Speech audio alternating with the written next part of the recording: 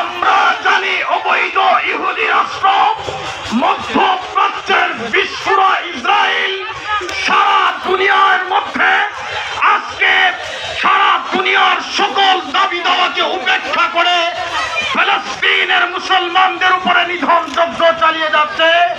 এটা war on terror নয়।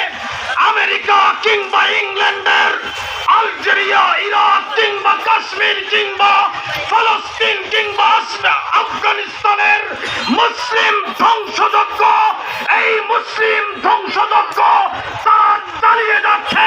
সুতরাং